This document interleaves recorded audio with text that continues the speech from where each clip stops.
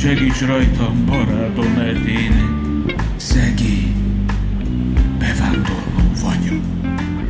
Mert én egy nyomorult, bevándorló vagyok. Mert én egy szegény, bevándorló vagyok. Mert én egy nyomorult, bevándorló vagyok.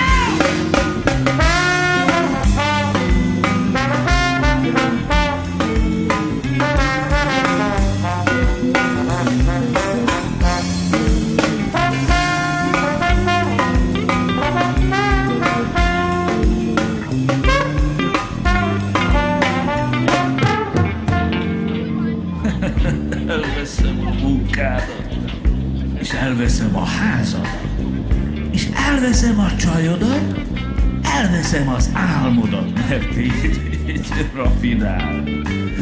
Bevándorló vagyok, mert én egy személy.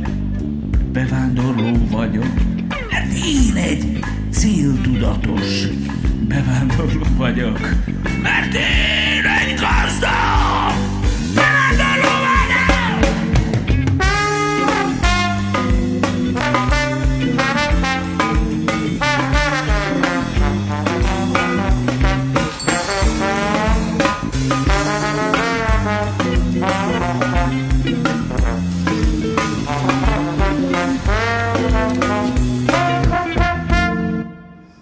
Indulj el céltalanul.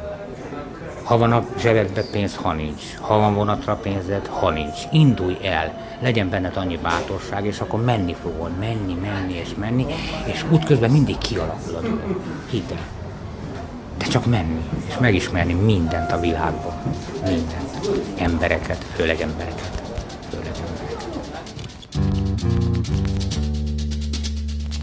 Kiadtak egy halom licenszet, és begyűltek a riksások. Oké, de ezek a riksások kintről vannak. Magyarok, lengyelek, románok, bulgárok, mit tudom én, akár honnan. Hát gondolom, mindenkit mozott a pénz, a kaland. Biztos sok embert mozott a fű. Mondjuk engem nem annyira, engem inkább a nyelvtanulás meg a pénz.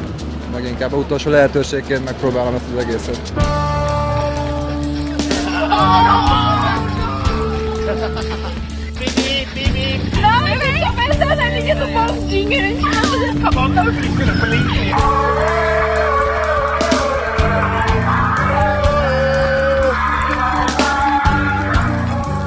Én bérlem ezt a biciklit, viszont igazán főnököm nincs, mert én kifizettem bérleti díjat, és onnantól kezdve az a bicikl, amit én akarok.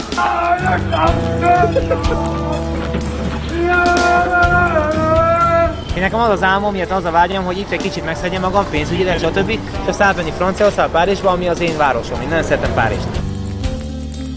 Nem gondoltam egyébként, hogy ez van benne. Anyagilag azért jól jár vele az ember, tehát sok pénzt lehet vele keresni, meg tényleg egy nagy szabadságot nyújt. De én először úgy gondoltam, hogy amíg nem találok valamit, addig legalább a költségeket tudjam fedezni. Ugye nem milliókkal jöttem ki, és Amsterdamban fogy a pénz gyorsan, meg ha visszafogja magát az ember akkor is, de aztán megszerettem hamar. Összeültünk a Robival, és mondtuk, hát milyen lenne, hogy még hívjunk másokat is. Hát tényleg milyen lenne. És akkor hívtuk a Danit, meg a Febit, meg a Horreát, meg jött a Pandora, meg az Attila, meg többen itt vagyunk, meg összetartunk a testvéremig, meg Sogornál, meg Adél, meg tényleg annyian vagyunk, mint hogyha autón lennénk.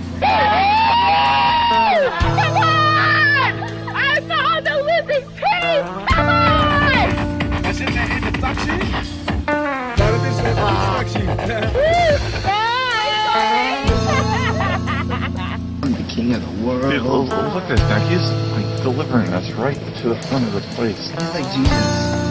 I drink so much, and she drinks so much, and I love. If she's hooked up, I can be with you. Valahogy ott, hogy elvégeztem a sulit, volt otthon egy sarki boltunk, abba dolgoztam, és mellette próbáltam tanulni. És aztán lett egy fordulat az életemben, amikor abba hagytam a főiskolát, és utána még egyszer megpróbáltam elkezdeni, megint nem jött be, és próbálom már kapni a választ, hogy végül is mit akarok csinálni. Őszintén nem tudtam, hogy mit akarok csinálni, mikor idejöttem. Egy olyan ponton voltam, hogy otthon Romániában egyszerűen nem volt, amilyet kezdjek magammal. Végül is lehet, hogy az egész, aki idejött, az is ugyanebben a cipőben járkál, hogy otthon nem volt, amit csináljon. Nem teljesen azért, mert lehetetlen otthon, hanem egyszerűen csak nem kaptunk egy értelmet az életnek. És itten viszont, még akkor is, hogyha nem gazdagodok meg, vagy akármi csak az életemmel tengődök, vannak emberek, akivel kapcsolatba lépsz, és kapcsolatot tartasz velük, és minthogyha van egy olyan érzés belőle, amit érzem, hogy lehet, hogy itt meg lehet kapni azt az értelmet, amit kerestem. És talán azért vagyok itt. Na.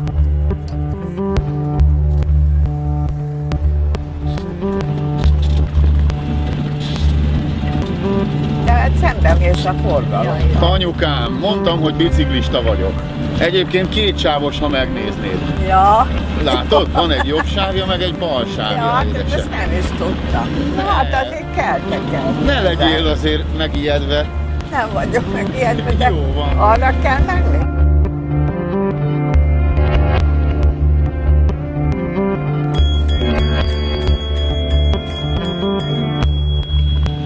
Bicycle way. Igen, mert hogy az emberek sétálnak ámult szemekkel, tudod, és sajnos kellemetlen, mert ez a bicikli lendületből megy csak.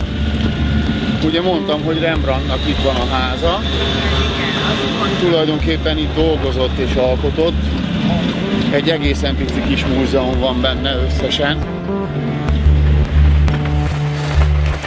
Az érzés az olyan, hogyha az ember először kerül ide, hogy jaj, de érdekes, milyen sok ember van, és hogy milyen forgás, pörgés, és minden olyan színes, olyan, mintha egy nagy színház lenne.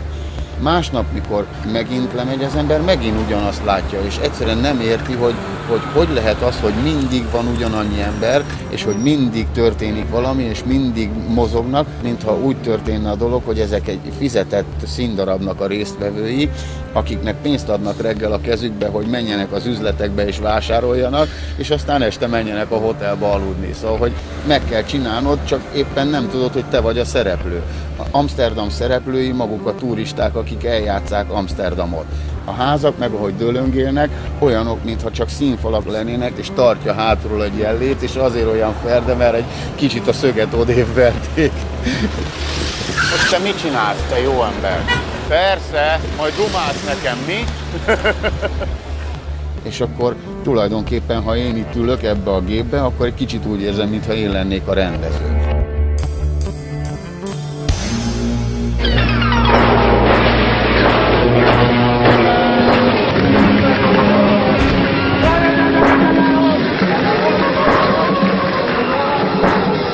A 70-es évek végén, 80-as évek elején minden barátom lelépett, úgy egy kicsit úgy egyedül éreztem magam.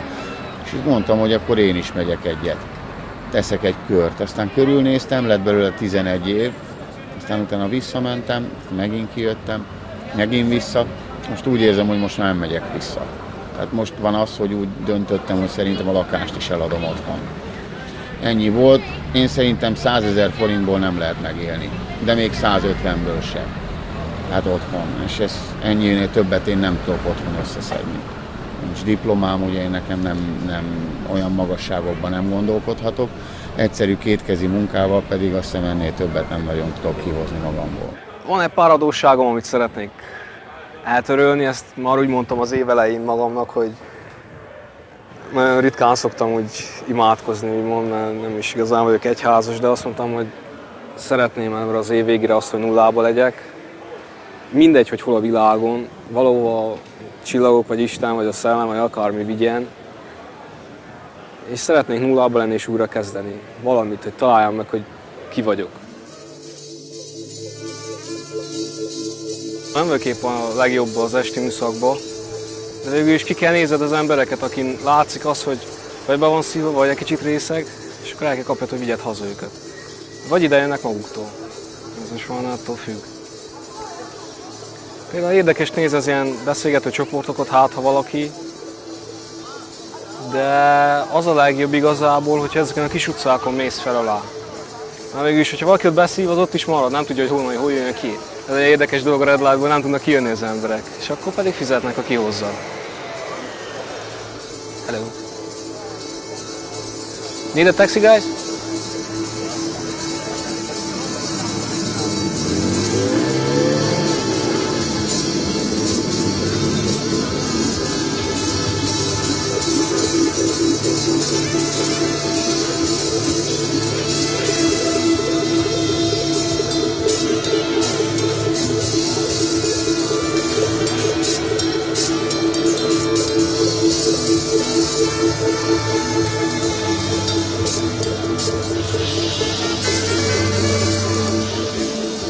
I'm Dutch, I'm from here, and I'm working 5 years on the bike now. Actually, I'm third, so I'm a little bit a risky position because the first two are allowed to stand here, and I'm not allowed, and I forgot my passport, so I'm not really good friends with the police. Third in one place, like here, I was the third one, you know, and they give me ticket.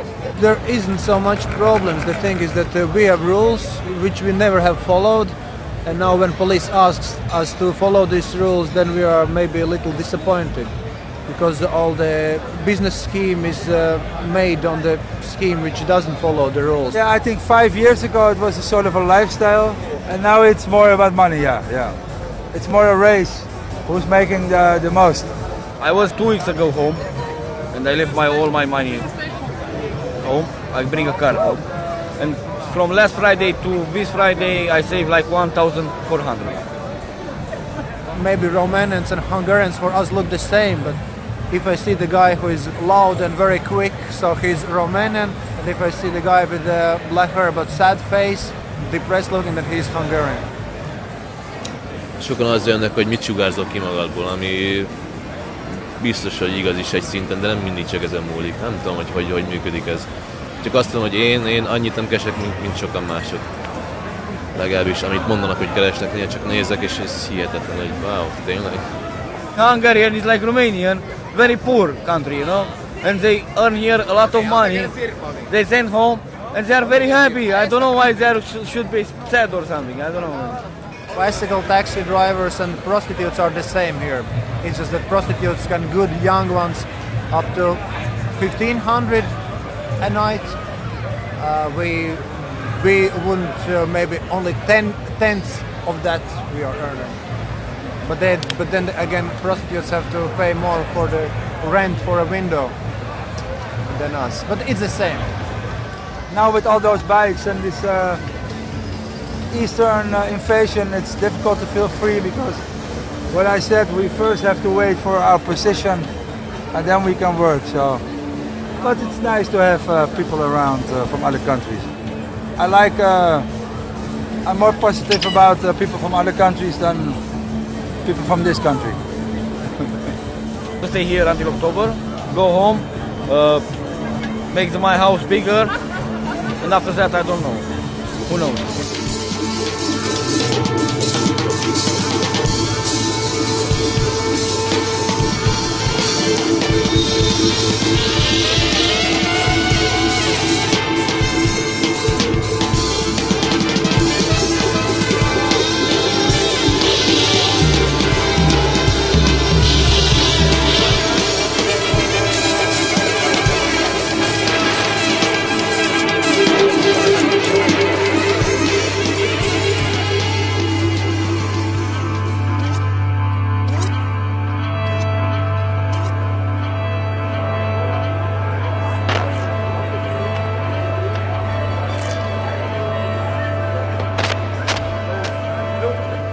Taxi?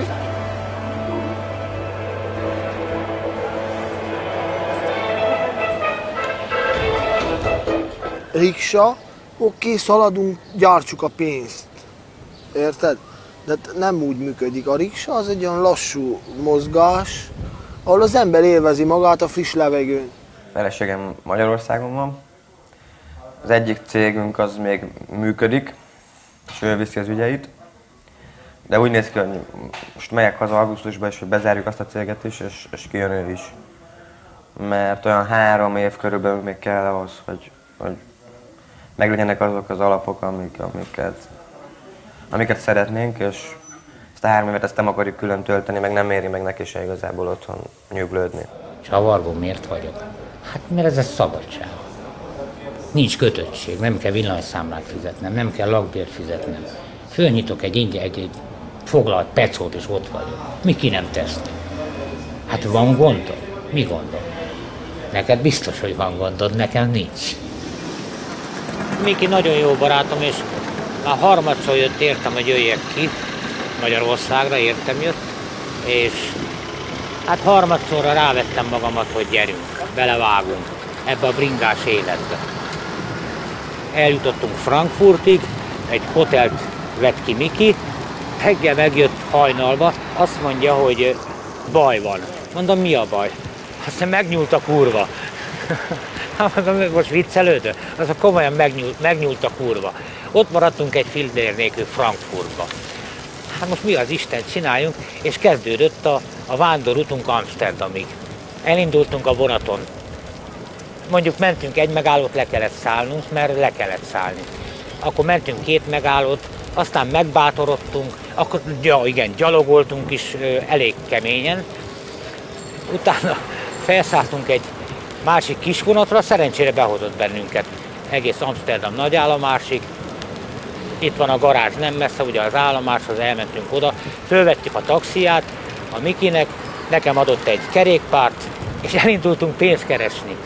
Mert most, ha a Bozótba, ahol lakunk, oda kimegyünk, az megint idő. De szerencsére rögtön keresett 100 eurót, úgyhogy így megkezdődött nekünk ez a biciklis életünk. Most ipari tanuló vagyok, úgymond idézőjelben, ipari tanuló vagyok a Miki mellett. Így aztán naponta ugyanannyit biciklizek, mint ő, állandóan követnem kell, hogy megismerjem a város utcáit, tereit, ahova a turistákat vinni kell. És természetesen járunk, azt mondják, Európa legnagyobb könyvtára, oda járunk tanulni angolt. Elég kemény dolog már nekem ez ilyen idős fejjel angolt tanulni, de kénytelen vagyok, mert hát mit beszéljek a turistával, ha egyszer nem tudok semmit.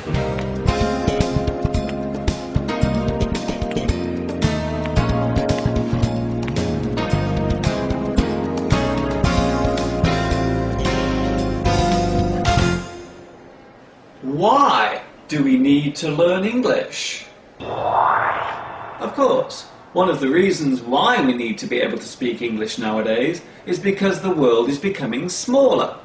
Thanks to the internet and our developing global economy, more and more people are using English as a common way to communicate with each other.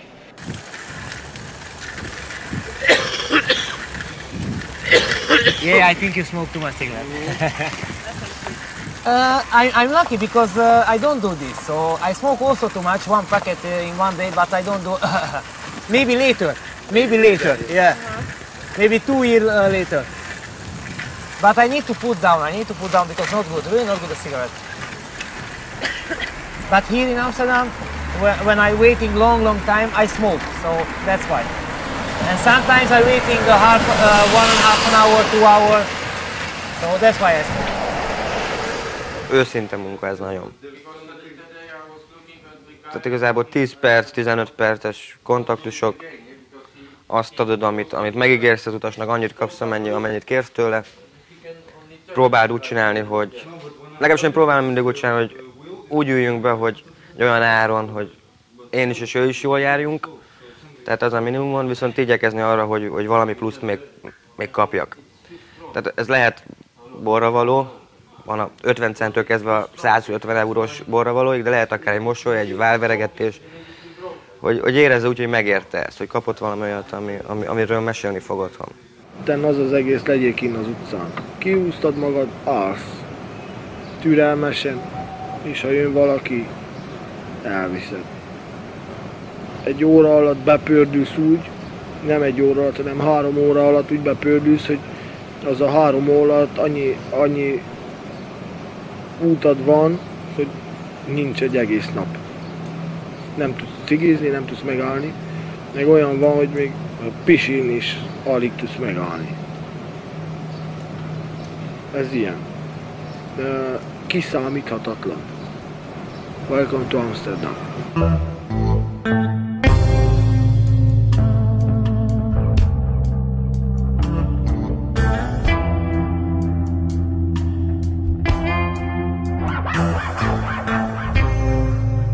Hát lehet itt kiabálni, egy taxi kiáltasz, meg leszorítod az ember, de hát kinek milyen stílusai én nem szeretek. Néha megbolondulok, akkor elkezdek ordibálni, de amúgy várok és várok. Úgyis jönnek.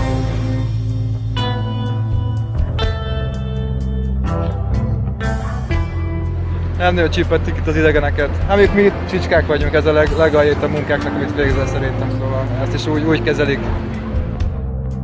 A riksázásnak van egy olyan múltja, ami ezt nem engedi mondani, hogy ez a legalja. Igazából azt el tudom képzelni, hogy most úgy érzik az emberek, hogy ez a legalja, de valahol meg lehet tartani azt a szikrát, ami benne volt, hogy elmegyünk akkor riksával, elmegyünk akkor biciklis taxival, és ez egy jó móka, és nem egy utolsó leköpendő dolog.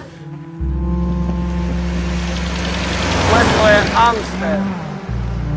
Ez úgy működik, hogy körbejárjuk a várost, ott, ahol csak ő akar járni. Végül is járunk körbe, mert azért Amsterdam, hogy járjad körbe. És ahol valami tetszik, az ottan megáll. Megállunk, megpróbáljuk, megyünk tovább.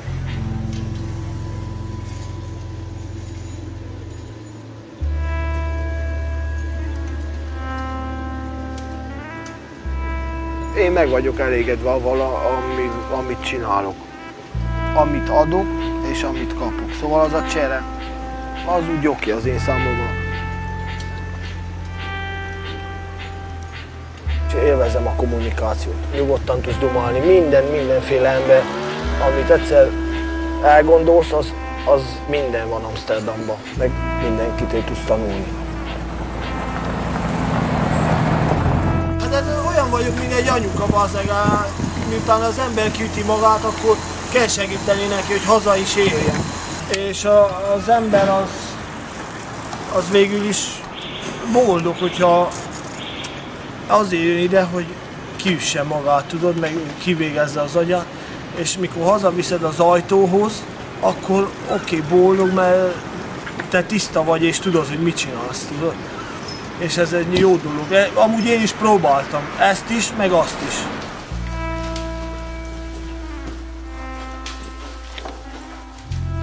Két-három napig, ha itt vagy, turista, az egy. De hogyha itten dolgozol, már lementél a faluba, tudod? És olyan jó. Olyan, mint a víz felszínén, és a víz alatt, mint ahogy Amsterdam. Ez egy jó élmény. Ez nem tudom, mindenkinek az élménye megvan. És hát ma attól függ, kinek mi a célja, vagy mi. Put the people on the right track, man. That's the shit.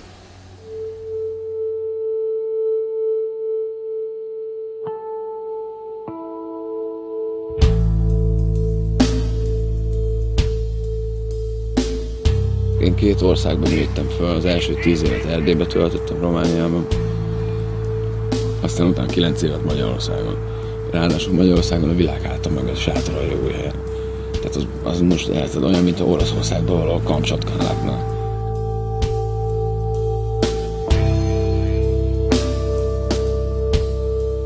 Mindenképp valamilyen nagyvárosba szerettem volna élni. Nagyobb, mint Miskolc, de mégsem Budapest, mert Budapesten azért érzed még azt a Magyarország szaga, még ma is. Brüsszel sem volt rossz egyébként, tehát ott is feltalálod magad. De én egy ilyen művész aggyal, meg egy ilyen művész lélek hozzáállással, annyira nem szerettem. Mindig is olyan munkát szerettem csinálni, ami nem bent ülős, bent végzős. 8 órát bent ugyanazokkal az emberekkel, stb. Postai alkalmazott voltam, és személyszállítással is foglalkoztam, tehát nekem így kint lenni, meg mozogni, az nálam általános dolog volt. Ugyanazon az útvonalon zajlott, és ugyanazokkal a címekkel, de persze mindig van valami új az utcán. A hollandok nagy része, a helyek nagy része tisztában azzal, hogy milyen nehéz meló az, és tisztelik, becsülik. Engem legalábbis így a nyelvbeszéd miatt. Téged igen, mert te beszéd a hollandot. Rendesen le is tippelnek. Rendesen le is borravalóznak mindig. Ez biztos, hogy sokat dob a bortól. Ez az alapdolog. Hát nem tudom, én nem beszélek hollandul, nem tudom, mit beszélnek a hátam mögött. Sokszor azt, hogy lealkudják azért így az árat is. De amikor beülnek, akkor utána meg akkor viszont mekkora nagy király, nem? És akkor így lealkudom azt az 1-2 eurót, tudod, a félsor árát, vagy a belépő árát, és akkor mégis milyen király, amikor úgy érkezik valaki meg, hogy na, így kell érkezni, és az összes haver sápat, hogy a fic taxi vagy.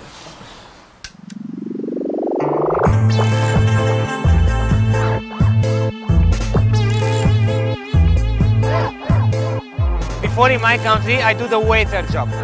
And you know the waiter, I service the people in the restaurant. That is my life. I love it. But this job is also good for me because I meet with people, I talk with people.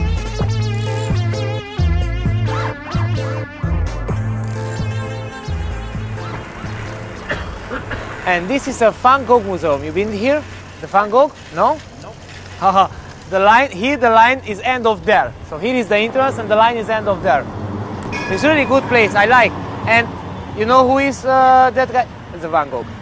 And really interesting because before I think the Van Gogh is a French, but he's not French. No, he living. He living in the French 10 years. I think 9 or 10 years, and that's why I think before he's a French, but it's not true. He's not French.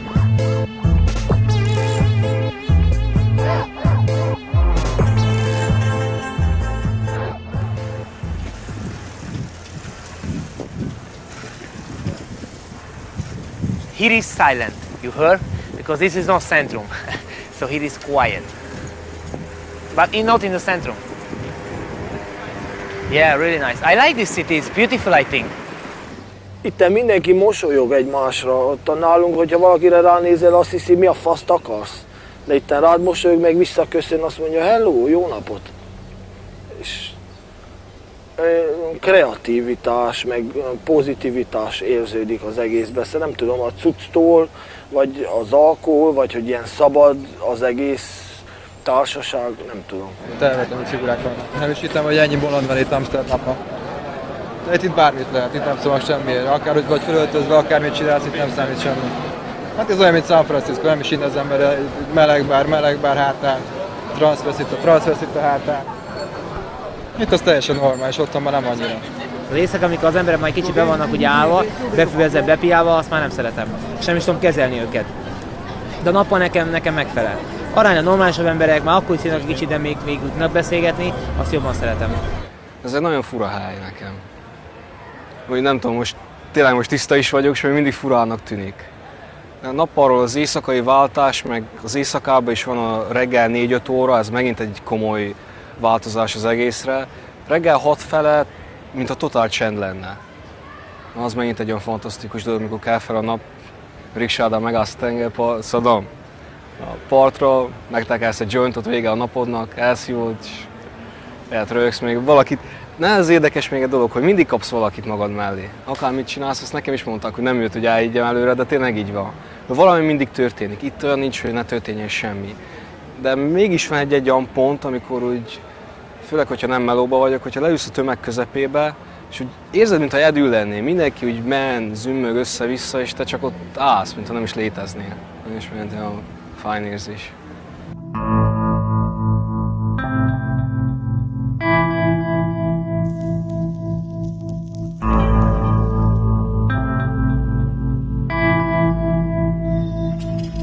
Rengeteg olyan ember, aki megkérdezi, hogy alhat-e, mert látom rajta, hogy miatt beülne, hogy tudatom vele, hogy mondom, hogy figyelj, ide úgy ülj be, vagy úgy feküdj be, hogy nekem ezt tisztán kell tartani ezt a gépet, mert nem az enyém. És sokan szépen elalszanak, akkor csak így normálban megyek. Ja. Hát még ránk vannak hagyatkozva. Nem tudja, hogy hol van, haza szeretné jutni, mi szeretnénk pénzt keresni, ezt meghálálják. Tehát sokan azért is maradnak itt sokáig, hajnalig, reggelig, világosba is, még szedegetik össze ezeket a kész srácokat, hogy jatt, ilyenkor hullik a jatt. Van egy templom, és körül van téve prostikkal. Na ez egy olyan fantasztikus érzés, főleg este, amikor odamész, hogy ott van az a templom, ki van világítva, és körülötte pucérnők az ablakba mutogassák magukat és mosolyognak, szóval itt van egy olyan kontraszt, amit nem hiszem, hogy még egy helyen lehet a világon kapni. És ez nagyon érdekes, mivel, hogy amióta itt vagyok, ez 10 napja, egyetlen egy este láttam egy verekedést, de nem is volt igazán verekedés, hanem valakit meglöktek, rendőrök ott voltak, lefogták őket, szétszedték. Tehát itt van a prostitúció, itt van a marihuána, itt van templom, itt van Isten, minden, és mintha lenne egy olyan rendszer, egy olyan békesség. Nem azt mondom, nincs abszolút konfliktus, de valamit működik. És erre nagyon kíváncsi lennék, hogy mi is az, ami működik, és hogy miért nem akarják ezt lemásolni, és miért egyebet másolnak az egész világon.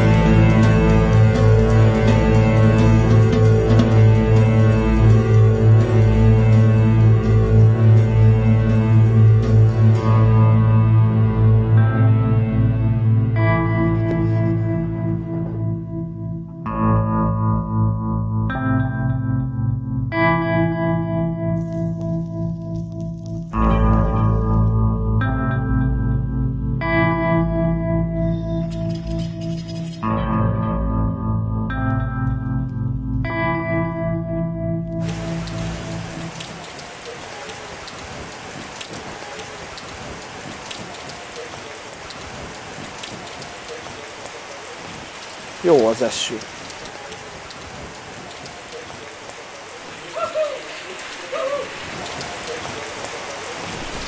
Hello. Hello. Good afternoon. Oh my god. Ez az esős rejtes. Yeah, all of it. Ez egész beállnak. Még ezt hívják esernyőnek.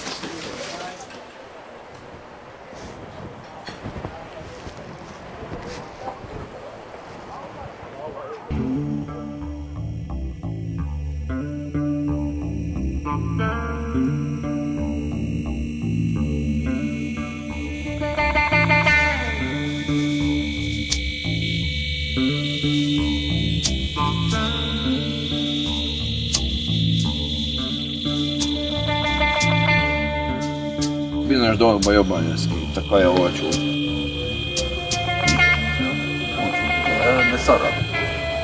Tehát, hogy otthon nem tudsz olyan szart tenni, mint amilyen itt az olcsó. Persze, lehet májkrémet 70 centért is venni, és 40 centért 2 ilyen gombóc májkrémet, és mondom, Robinak, mit csinálsz?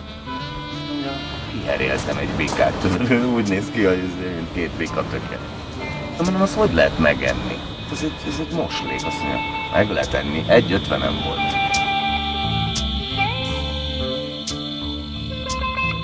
Szerintem mindenki, aki itt van, az azt mondhatja, hogy megéri neki itt lennie egy bizonyos fokig. Hát ki tudja, ki miért van itt, mert vannak, akiknek gondjaik vannak, azért vannak itt, vannak, akik csak jól akarják érezni magukat. Van, aki csak egy pár hónapra van, aki egy egész életre gondolkodik. Hát én úgy gondolom, hogy most már innentől nem akarok sokat ugrálni, marad ez. Már nem csak a biciklitaxi, mert közben postás vagyok nappal. Hivatalosan itt ezen a környéken, a belvárosban én vagyok a postás, úgyhogy engem itt szeretnek, köszönnek, adnak sört, meg kólát, meg nem tudom, ami éppen jön. A kínai az valami rákszirmokat ad mindig nekem, az nagyon jó fej. Most már egész aktuális lesz az, hogy jöjjenek a gyerkőcök, őket is azért nevelni is kell, tehát nem csak azt, hogy... Tehát nem akarok abba beleesni, hogy vagy velük vagyok, és akkor a fele időt azzal töltöm, hogy elmagyarázom, hogy miért nem eszünk, vagy az, hogy megvan mindenük, de nem látom őket csak hétvégente. És ezekhez én azt gondolom, hogy 3-4 évet komolyan kell, hogy vegye magát az ember. Legalábbis le kell mondani bizonyos dolgokról. A drog, a pia, ez mindennapos dolog volt. Itt nem. Mikinek az volt a feltétele, hogy ezeket tegyem le, hogyha ki akarok jönni. Észreveszem az illatot az utcán, meg tetszene is, hogy oda menjek, beleszagoljak abban még jobban abban az illatban, nem kell. Most egy más cél van. Itt megragadni egy kicsit és bringázni most ez az egyetlen cél. January, February, March and April, May, June, July and August, September, October, November, December. These are the months of the year. Szeretem látni, hogy a srácok mennek riksázni, az egy boldogságos érzés, mert bírni kell. 60 éves vagyok, gyerekek. Majdnem 60 éves. Nem bírom már. Szeretnék menni. Akkora élvezet, akkora gyönyörűség a rikszázás, hogy az fantasztikus. És a rengeteg pénz. Ja, ide! No English? Halló, de várjál már most az ragasztó, gyorsan a ragasztót. Hol a ragasztó? Tiborral találkoztunk Magyarországon, aki nekünk ígéretét és szavát adta arra, hogy ha kijutunk Hollandiába, amit ő megold, ugyan nem repülővel, hanem busszal, ami 24 óra lesz, és itt fűthető faházakkal vár minket, és egy-egy krisával, amivel munka céljával meg tudjuk a napi keresetünket keresni. Erre kijöttünk arra, hogy 1000 forinttal jöttünk ki, mert az indulás előtt 1 órával azt mondta, hogy nincsen pénze, neki nem is volt. Kijöttünk úgy, hogy 700 euró büntetést kaptunk Magyarországtól egész Amsterdamig, Németország és Ausztria, tehát osztrákokon keresztül mindenkitől, felvonat, levonat, kamion, busstop, de most itt vagyunk, és reméljük, hogy ez a tojásdobálás engesztelni fog minket azért, amit idefele való úton megéltünk.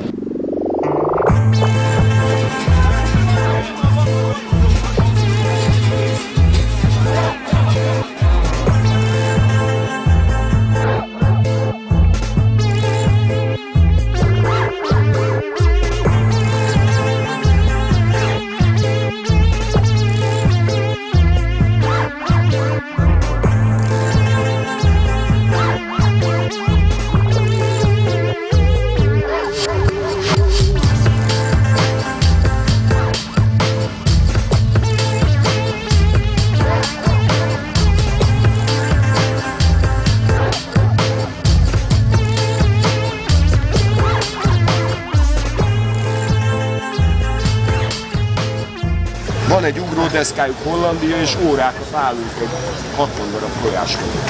Ez már elment, ezt vissza kell szerezni. Nem ezen bánkódni. Én ma már 5 órát álltam, és amiért álltam, annak a felét most kidobtuk, ott van a kartondobozba, és mindenki rántották, akar enni.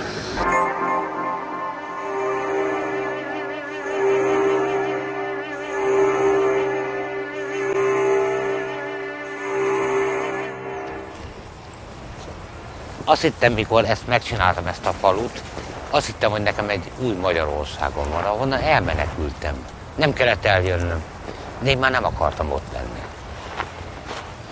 Hány sátor volt itt, Isten? Hey, királynő, egyszer jussak eléd. Elbeszélgetek én veled. Ez az enyém, ez a sziget, nem az övé, kurva anyádat.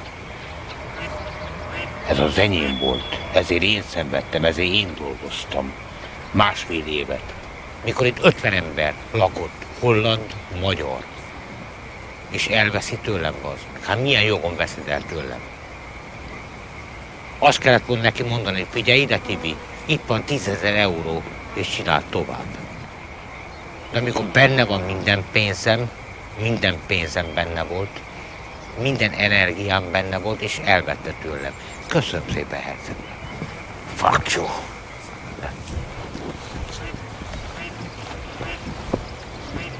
Itt vagyok mindjárt, fiam.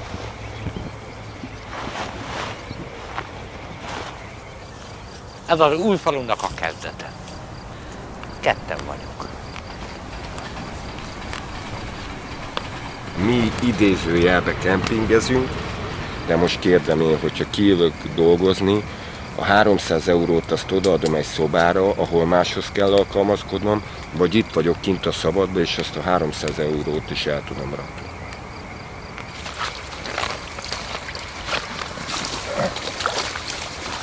Nagyon tiszta vagyok, és nagyon sok barátom, aki Magyarországon lakik, és ezt látná, hogy én mit csinálok, azt mondaná, hogy Ali, gyere haza, volt itt van munkád, volt albérleted, miért mentél el?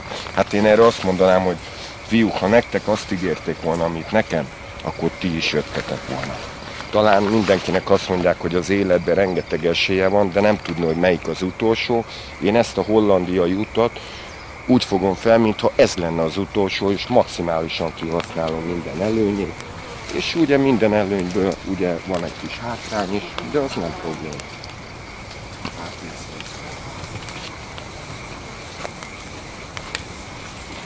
Úgyhogy mindent előről, újra előről, de így legalább, amit most magamnak megcsinálok, azt magamnak köszönhettem, és senkitől nem kell azt hallgatnom, hogy nekem köszönhetem.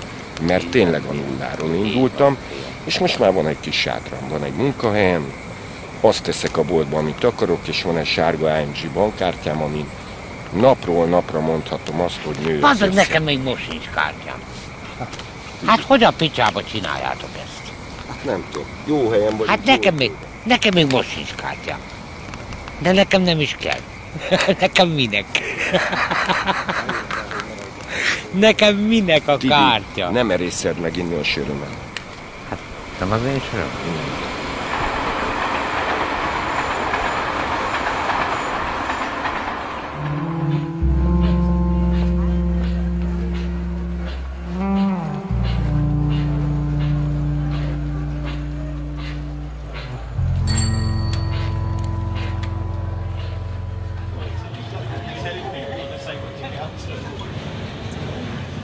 Vegyél egyet magadnak, jó? Olyan. Na mi a? Nagyon jó. Milyen a város? Het kan echt, wat ik zei, heel snel gaan. Volt 2 utam, 5 óra alatt. Nekem 7 óra alatt volt 3. Elég jó szerintem. Ja, mire jó? Ki lenni a városba. Olyan, megenni egy tortát. Vagy. Akárhogy. Én nem iszom, nem dohányzom, nem szívok, tehát nálam ezek a... Ki vannak lőve, nálam a kaja. Egy jó párbeszéd az utcán. Akárkivel.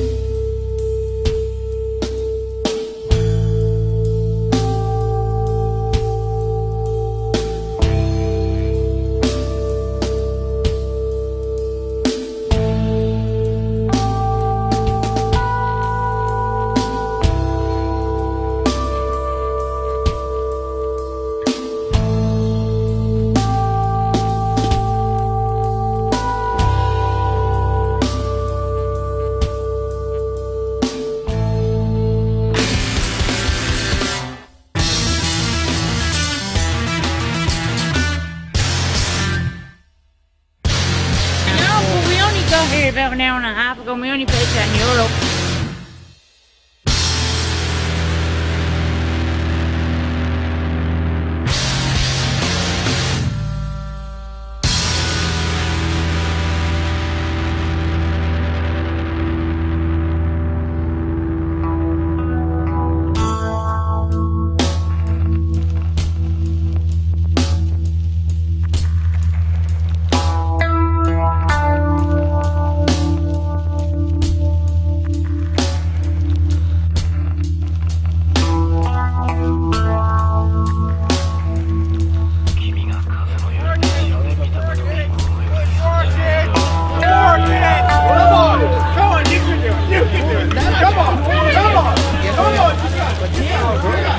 régen ugye híradóból, meg ugye életem mindenkinek a saját kis világában, és akkor azt hittük, hogy az emberek azok rosszak, és a világ rossz.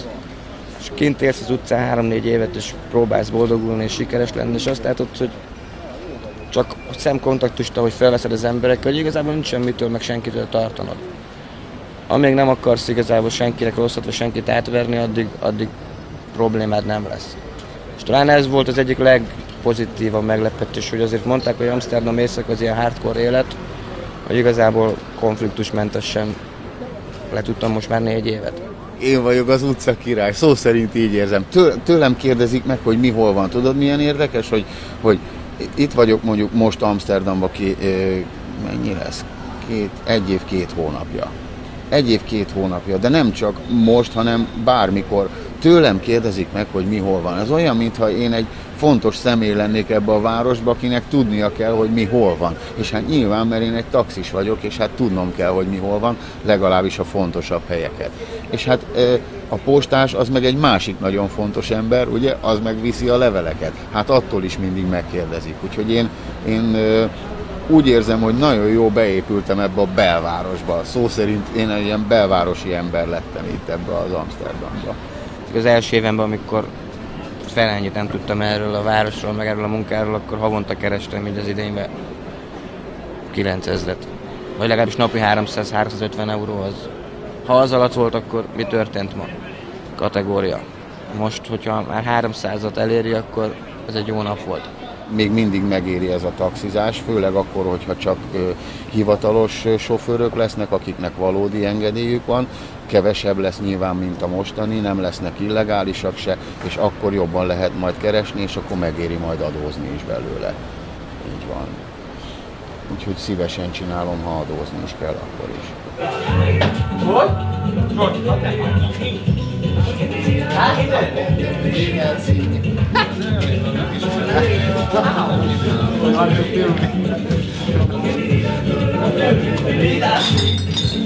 Vagy itt hagyom egy időre ezt az egész életet, ami nekem tetszik egyébként alapvetően, vagy elvállalok egy másfajta munkát, ami kevesebbet fizet és többet kell dolgozni. De most egy időre egy kicsit feladom. Hazamegyek, pihenek, és a későbbiekben meglátjuk. De valószínűleg vissza fogok jönni. Norbi, kell nekem holnapig 10 euró. Segítsél rajtam, légy szíves, fiam. Összedobást csináljon majd, nem nézni egy adjak Minél több sört hozzatok mindenben egyet. Az év végéig még ezzel el lehet így vegetálni, de én a hosszú távú jövőt nem látok benne. Túl sok macera, meg az egész az olyan. Inkább elmegyek egy olyan fix munkaidősbe, valami tuti lóvé, szerintem. Nekem inkább olyan való, vagy nem is tudom. Egyszer mindannyian hazatérünk. Mindannyian. Ezek a nyugat-európai kalandozások, tudod? Visszalépés történt. A tervben, olyan szempontból, hogy most már először feleséget is kell hozzá találni.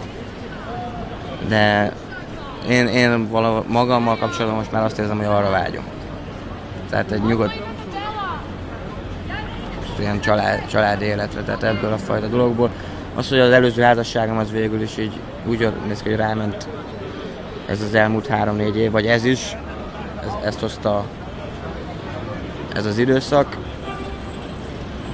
De magamból kiindulva nem változott az a fajta motiváció vagy elképzelés. Itt vagyok, most már 31 leszek, hogy tehát rájön az ember arra, hogy a szabadság az magányosan soha nem szabadság. Én mire gondolok? Egy jointra. Meg kéne pihenni. Egész sokat dolgoztam ma szerintem már. Túlzásba vitték itt a liberalizmust. Ez teljesen nyilvánvaló. És így ezzel a fajta szabadsággal már nem tudnak mit kezdeni az emberek. Tehát ez kiégnek tőle.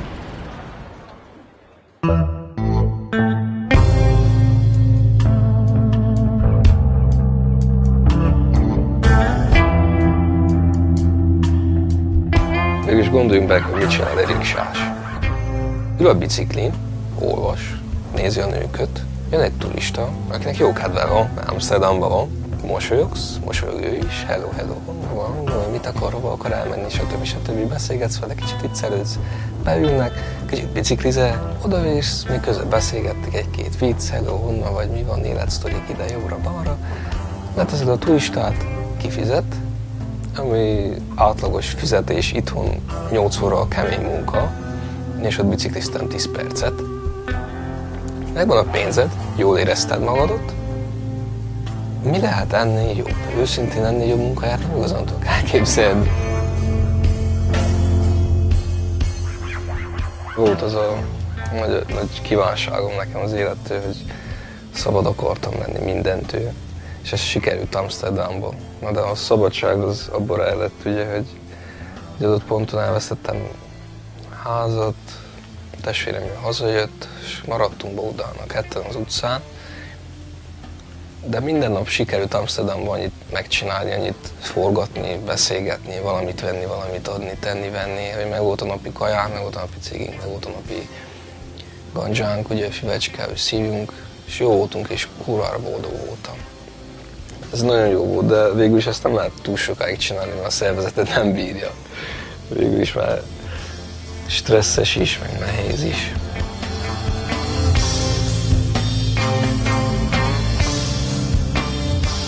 Most ezért kicsit közelebb vagyok, mert mindig nem tudom pontosan, mit akarok most már, de megjött egy olyan, hogy akarok valamit, és akarok valamit harcolni. Kicsit több életkedvem lett, és az önbizalmam nagyon sokat dobott. Az a 3 hónap Amsterdamban, és amennyire megismertem magamot, hogy rájöttem, hogy mennyi mindenre képes vagyok, az nagyon sokat segített. És tudom, hogy az életem többi részén is nagyon sokat fog segíteni. Az biztos, hogy igaz, hogy Amsterdamban az első 3 hónapot, aki kibírja, az mindenki más lesz. És le a kalappa. Végülis nekem elég furcsa, hogy kibírtam a 3 hónapot, és utána elbuktam.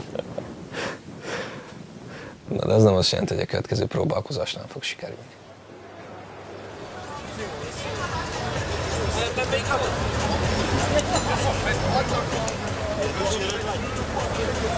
Ül a veréb a fán, egy ágon, meg lezserkedik. Aztán meg a bagoly arra repül, és kérdezi a veréb, hát mit csinálsz te veréb itt? Hát itt ne lezserkedek. Gondolkozik a bagoly. Te veréb, lezserkedhetek veled, úgy sincs, mit csináljak. Oké, fejül a bagoly, meg a veréb az ágon lezserkednek. Lezserkednek, arra jön a róka. Azt mondja a róka. Nézd, ti mit csináltok itt veréb és bagoly? Lezserkedünk. Az jó, azt mondja, lezserkedhetek én is veletek? Hogyne, gyere, másszál fel. Felmászik a róka az ágra. Ülnek 3-an, most egyszer letörik az ág. A veréb meg a bagoly elrepül. A róka esik lefele.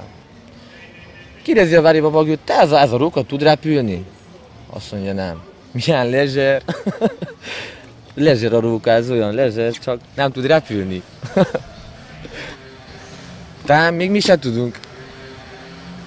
Nem tudunk repülni, de megtanulhatunk.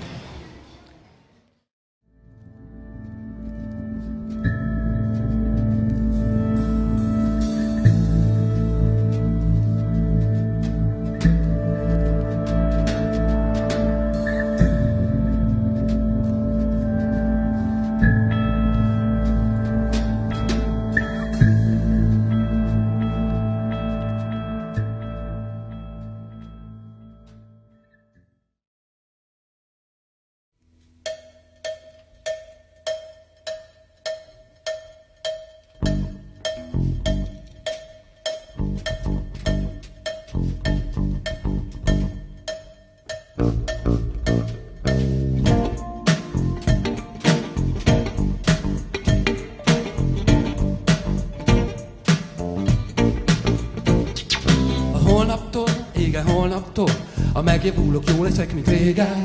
Holnaptól, de csak holnaptól, ma nem tudok, mert másba vagyok éppen.